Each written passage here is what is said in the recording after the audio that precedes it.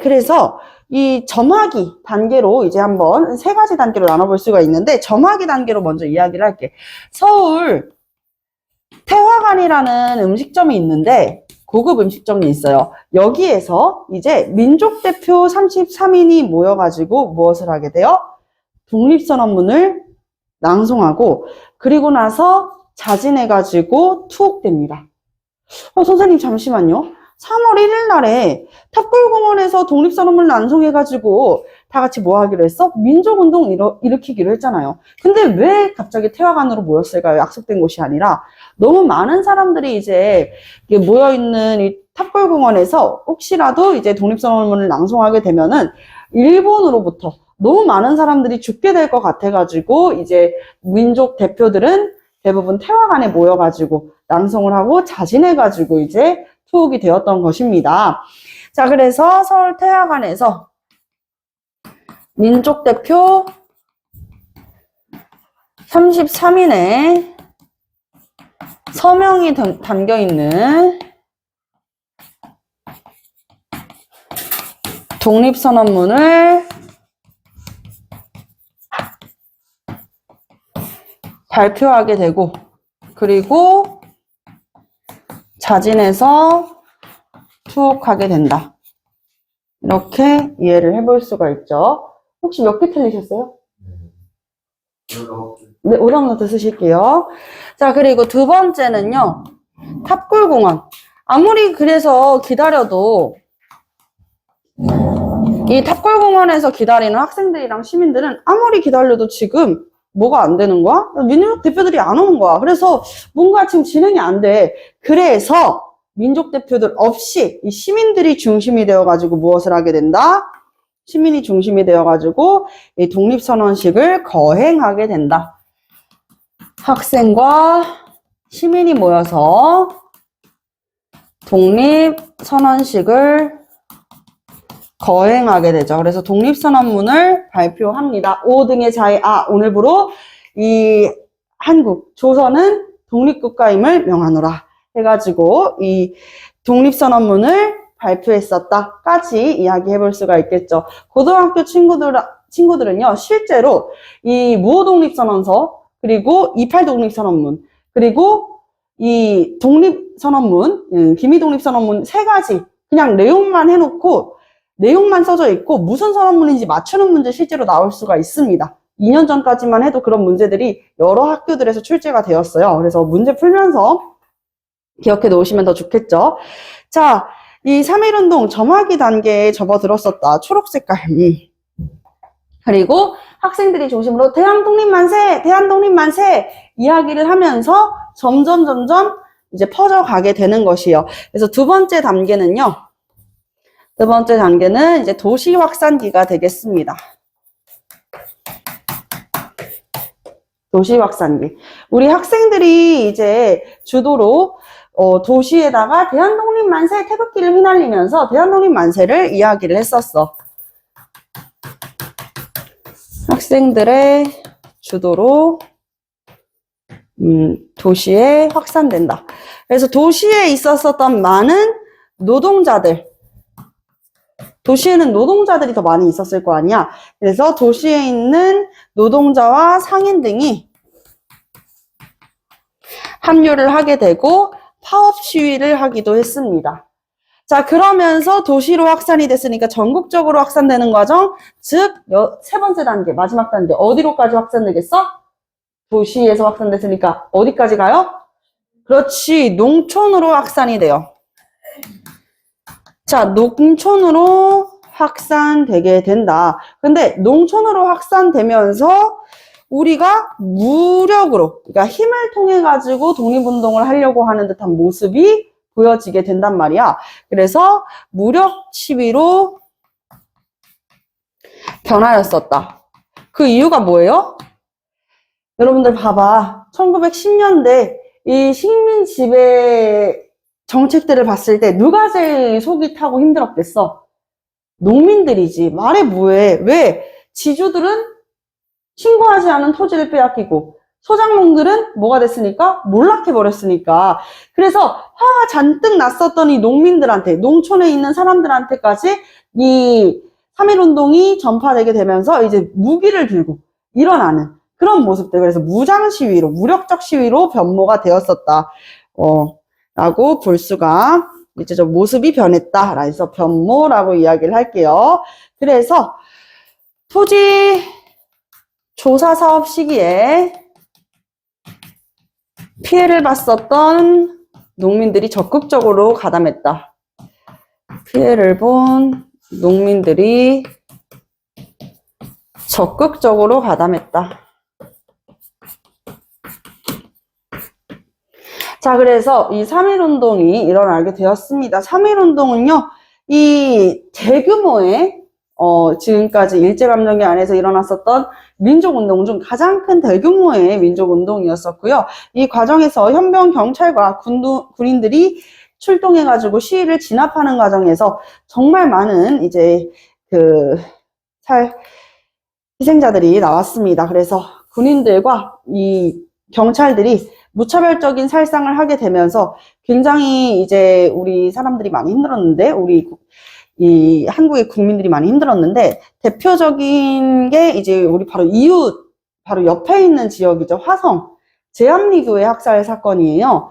3.1운동으로 잔뜩 이제 화가 나 있는 일본의 순사들이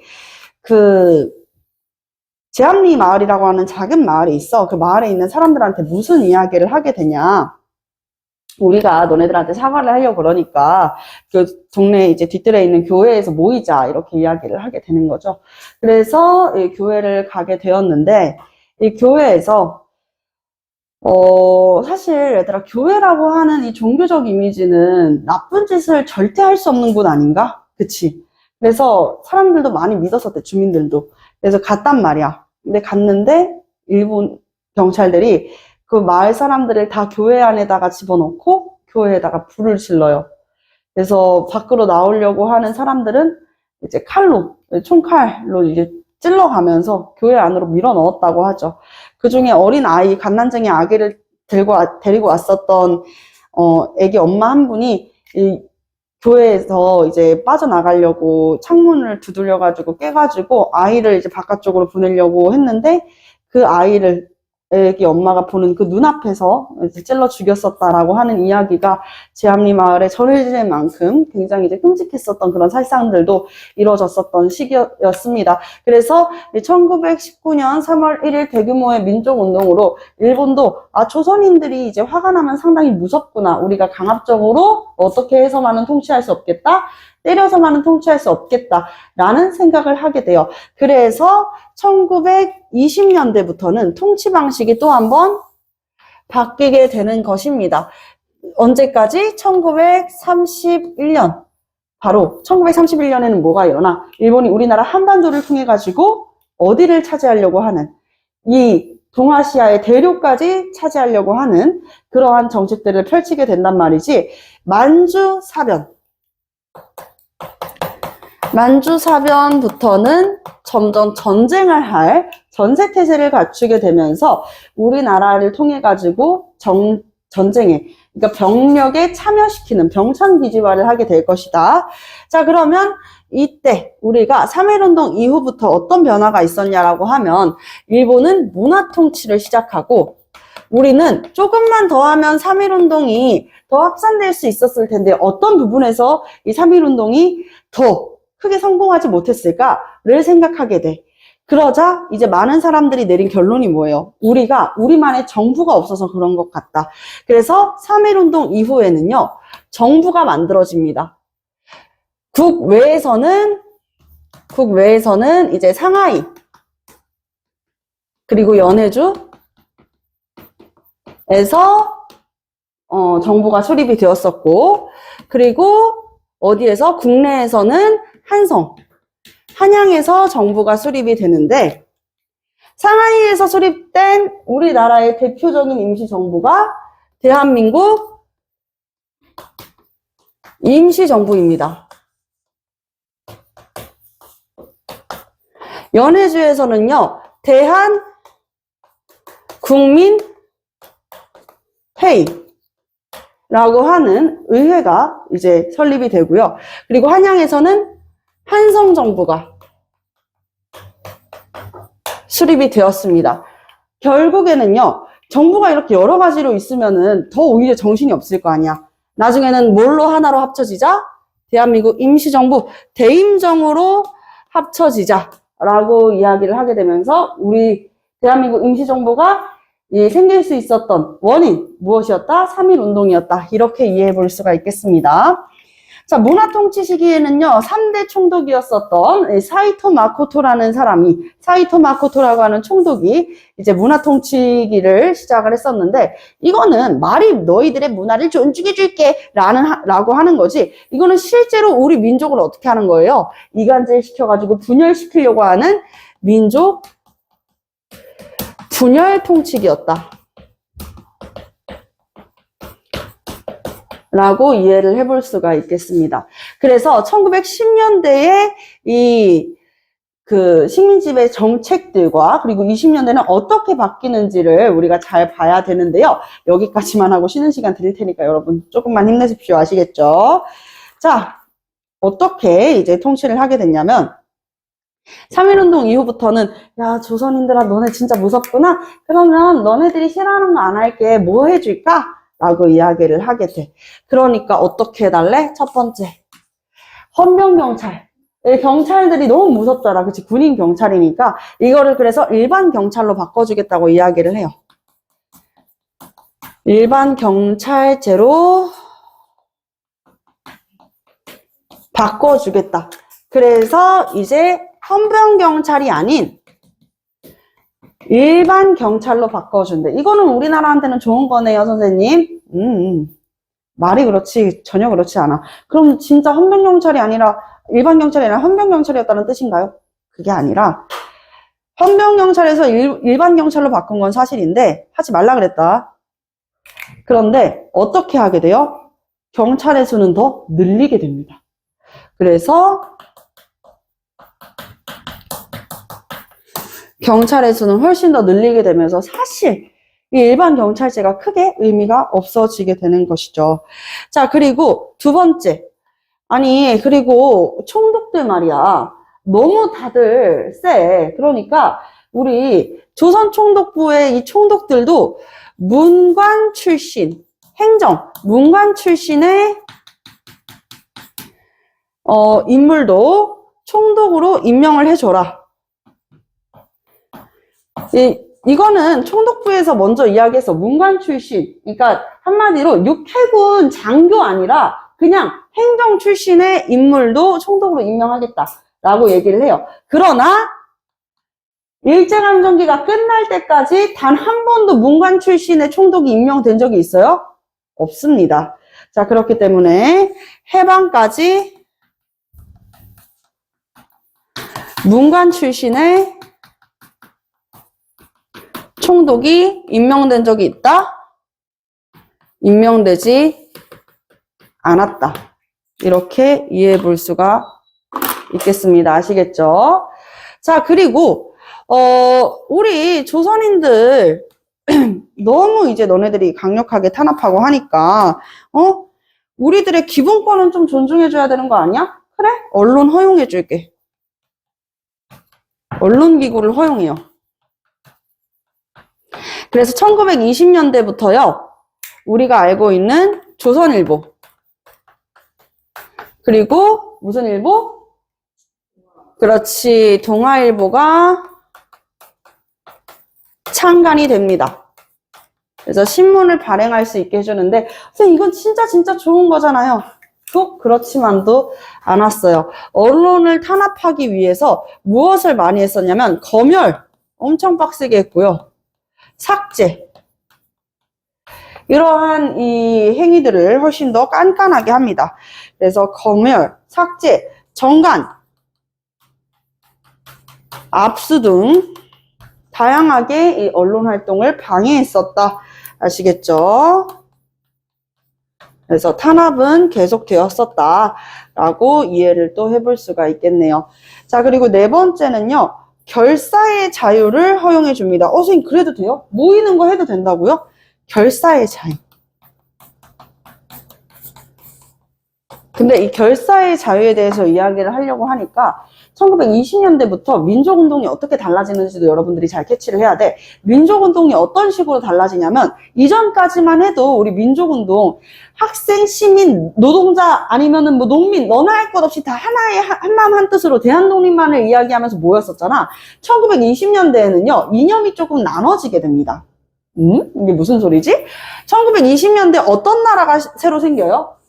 바로 소비에트 사회주의 연방국가가 건국이 되잖아. 그치? 소비에트 사회주의 연방국가가 수립이 되면서 소비에트 사회주의 연방국가의 이 사회주의 이념이 세계적으로 전파가 된다는 거야. 그래서 많은 지식인들은 또 사회주의를 지향하는 지식인들이 많이 있었어. 그래서 독립운동을 해도 사회주의 독립운동가들과 그리고 민족주의 독립운동가들로 나눠지는데 이 민족주의 독립운동가들도 타협적 민족주의자들과 비타협적 민족주의자로 갈라지는 거지. 근데 어디에 타협한다는 거예요? 이 지금 일본의 식민 지배에 타협한다는 거야. 그래, 우리가 약하니까 어쩔 수가 없지. 그건 타협을 해야지. 이거 타협할 수 있어요? 대부분의 친구들은 못한다고 이야기를 하죠. 지금 일본의 식민 지배에 순응한다고요? 그러니까 그거를 타협한다는 얘기예요? 저는 그거 타협 못해요. 그래서 타협적 민족주의자들을 우리가 친일파라고 이야기를 했습니다. 그래서 대부분은 비타협적 민족주의자와 그리고 사회주의 이 독립운동가들이 어떻게 하게 된다? 이 점점 독립운동을 주도하게 되는데 여기에서 중요한 문제는 서로 이념이 다르다 보니까 이제 한마음 한뜻으로 모이기가 조금 어려워져. 그리고 사회주의 독립운동가들이 훨씬 더 뭔가 조금 적극적인 활동들을 많이 했었단 말이야. 게다가 이 소련이 만들어졌을 때 생각을 해보면 국제사회에서 많은 나라들이 소련을 좀 어떻게 했어요? 대면 했었지. 왜? 사회주의 국가는 또 처음이고 사회주의라는 이 국가체제가 이 산업혁명 이후에 자리 잡았었던 자본주의 경제체제를 어떻게 해요? 완전히 부정하잖아.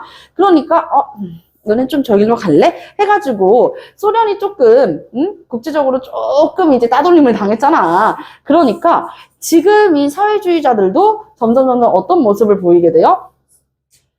사회주의자들도 마찬가지로 되게 많이 탄압당하게 돼. 그래서 사회주의 독립운동가들을 탄압하기 위한 정책으로 무엇을 실시했냐? 결사의 자유 해준다면서 근데 치안 유지법을 시행을 하게 되면서 이 치안유지법으로 누구를 탄압한다? 사회주의자 그리고 독립운동가들을 탄압을 했습니다. 아시겠죠? 잠시만요. 자, 그리고 우리 1920년대는요.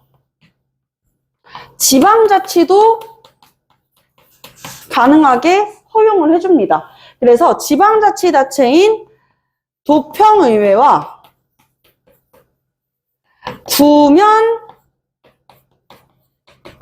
구면협의회를 설치를 했는데 실제로 이 도평의회와 구면협의회에서 활동할 수 있는 사람들은 어떤 사람들이었겠어요? 친일 행위를 하는 사람들 혹은 재산이 많은 사람들만 활동할 수 있었었다. 그래서 이 지방자치를 허용했었던 것도 뭐가 있었던 거야? 함정이 있었던 거지. 그래서 친일파로 구성되어 있었으며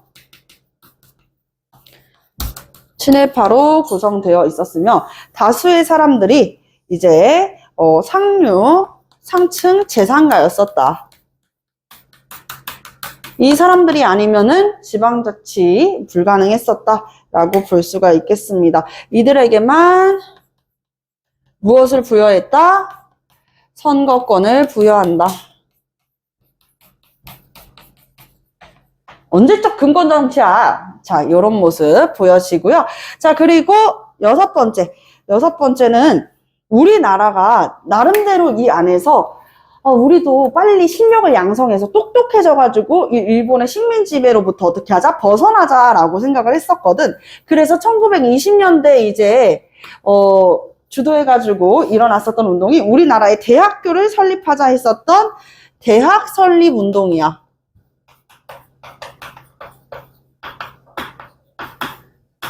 자, 대학 설립 운동을 주도했었는데 이 대학 설립 운동은 어떻게 됐을까? 일본이 야, 너네들끼리 돈 모아가지고 대학 세운다 그랬지. 아유, 걱정하지 마. 우리가 세워줄게. 라고 하면서 이 대학 설립 운동도 방해를 했었는데요. 그렇게 설립했었던 학교가 경성 제국대학교입니다. 그래서 우리나라 역사상 최초로 생겼었던 대학교 바로 경성제국대학교가 되겠습니다.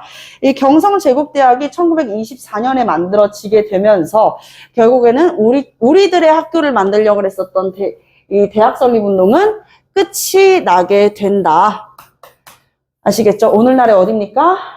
서울대학교가 되겠습니다. 자, 그리고 이제 또 기억해놔야 되는 거 1910년대랑 20년대를 다루는 굉장히 큰 사건, 선생님이 빨간색으로 쓴다 그랬었죠? 바로 6번째 보세요. 산미 증식 계획입니다. 산미 증식 계획. 자, 이 산미 증식 계획은 무엇이었냐면 여기는 이제 3.1운동이니까 줄을 한번 싹 그어 놓을게요. 헷갈리지 않도록. 산미증식 계획은 일본이 이미 1920년대부터 산업화를 하고 있었단 말이야. 그래서 일본의 산업들이 공업 중심으로 가고 있어서 농촌에는요, 이 농촌 생산량이 크게 증가하지가 않았어요. 그러니까 일본의 쌀이 부족했다는 말이야. 이 부족한 쌀을 어디에서 가져가려고 했을까? 바로 우리나라야. 그래서 우리나라에서 이제 쌀을 가져가기 위해서 이 산미증식 계획을 실시하게 되었었다. 여기까지 이해를 하고 있으면은 산미증식 계획 같이 한번 나가 볼게요. 우리나라 안에서 식량 생산을 늘려가지고 일본으로 수입되는 쌀들을 더 늘리려고 했었던 거지. 그래서 실시했었던 게 어떠한 정책들이었냐? 일단 우리나라 안에서 있는 밭을 논으로 개간을 합니다. 그리고 수리시설을 정비하고 이제 비료도 우리나라한테 이제 제공을 해줬어요. 뿐만 아니라 풍부한 이 벼종자로 개량까지 진행을 했는데 실제로 늘어나기는 늘어나 더 증식이 되기는 했어. 근데 중요한 포인트는 증식된 증산량보다 뭐가 더 많다? 유출량이 더 많아. 일본이 가져가는 게 더 많았었다라고 볼 수가 있겠죠. 그래서 이 수탈량이 훨씬 더 많으니까 우리나라에는 결론적으로 뭐가 부족하게 돼? 쌀이 부족하게 되는 원인이 되는 거야. 거기에다가 이거는 공짜였댔어? 밭 논으로 개간하는 돈, 수리비용, 수리시설 개간하는 거, 종자 개량하는 거 다 공짜로 해줬겠어? 공짜 아니야, 얘들아. 그럼 이거 어떻게 했을까? 돈으로 내게 시켜요. 그러니까 결론적으로는 이것에 대한 비용, 농민들의 비용 부담이 더 커지게 되는 것이죠. 아시겠죠? 그래서 농민 부담이 증가하게 되었었다. 또 한 번 농민들이 어떻게 되는 거야? 또 한 번 농민들이 몰락하게 되는 계기를 마련하게 되는 것이에요. 그래서 일본의 쌀값은 또 이제 변동이 됩니다. 그래서 농업공황이 오게 돼요. 그래서 이때 1920년대잖아. 1929년부터 뭐 왔었지? 경제대공황 왔었지. 그래서 그 경제대공황의 영향을 받아가지고 일본의 쌀 가격이 이제 폭락하게 되면서 우리나라 안에서 농사를 지어봤자 농사를 지은 것에 대해서 우리가 대부분의 사람들이 사냐고 안 사. 일본 걸로 사. 그러니까 농민들이 더 삶이 힘들어지게 되는 것이죠. 이때부터 만주식 잡곡이 막 수입이 되면서 이렇게 농사를 지었습니다. 대부분의 농사가 그래가지고 벼중심으로 가는 그런 편향적인 모습들도 보여줬던 시기예요. 자, 그래서 이러했던 시기의 마지막 7번째까지 어디에다 적어야 될까요? 자리가 없네요. 자, 7번째는 1910년대에 세웠었던 이 회사령 있죠, 회사령. 회사령 어떻게 했을까? 없애요. 1920년도에. 야, 그리고 회사령 때문에 너네 너무 힘들었지? 회사령 없애줄게. 사실은 이 일본인 지주가 엄청나게 늘어나면서 일본의 사업들이 우리나라에 되게 많이 유입이 됐어. 그래서 일본인 회사들이 되게 많아졌었단 말이야. 그래서 회사령이 폐지가 되면서 원래는 허가제였는데 이게 그냥 신고제로 바뀐단 말이야. 즉 일본 기업이 뭐가 되겠어? 일본 기업이 더 많이 들어오게 되는 거지. 이해되세요? 자, 일본 기업이 이렇게 많이 들어오게 되니까 야, 일본 게 더 값도 싸고 질이 좋아. 그럼 대부분의 사람들이 다 뭘 사겠어? 가격도 비슷비슷하다고 하면은 일본 물건 사는 거야. 일제 물건을 사니까 야, 일제 거 쓰면은 일본 경제 성장 도와주는 거 몰라? 안 되겠다. 우리 이대로는 안 되겠다. 비타협적 민족주의자들이 중심이 돼가지고 야, 이거 일본 기업 너무 많아지는 거 아니야? 이러다가 우리는 무너지겠어. 라고 하면서 물산장려운동을 추진한다. 물산장려운동은 비타협적 민족주의자였었던 평양의 조만식이라는 인물이 주도해가지고 이제 진행했었던 운동입니다. 그래서 내걸었었던 슬로건이 무엇이냐면 여기에서는 조선인의 것으로 신토부리 조선인은 조선인의 것으로 즉 어떻게 하자? 우리는 국산품을 애용하자 라고 이야기를 했었던 거야. 이해되죠? 여러분들이었다면 동참했을 것 같아요? 당연히 동참했을 것 같지 않아? 그치? 근데 기회주의자들이 항상 어디에나 있잖아. 그치? 비타협적 민족주의자들 안에서도 엄청 기회주의자들이 있는 거야. 어차피 조선 사람들은 애국하는 마음에서 뭘 사겠어? 국산품을 사겠지. 그래서 국산품의 가격을 더 올려버립니다. 지금 나라가 독립해야 되는 이러한 상황에서도 그런 모습을 보여주는 사람들이 있으니까 사람들이 결국에는 어떻게 하게 돼요? 네, 화가 나죠. 특히 사회주의자들이 굉장히 화가 많이 나. 이래서 자본가들이 문제라니까. 이 사유재산이 있으면 안 돼. 그래서 이게 다 자본주의 문제야, 문제. 자본가들은 이렇게 돈밖에 모르는 욕심꾸러기들, 욕심쟁이들. 그래서 사회주의자들이 이 물산장려운동을 크게 비판했어요. 그래서 이 사회주의자와 비타협적 민족주의자의 이 골이 조금 더 깊어지는 그런 모습이 보여집니다. 여러분들이 너무너무 힘들어 하셔가지고요. 이 이후부터는 선생님이랑 조금 쉬고 그리고 이어서 나갈게요. 자, 그래서 잘 쉬고 오셨나요? 잘 쉬고 오신 것 같으니까 이어가도록 하겠습니다.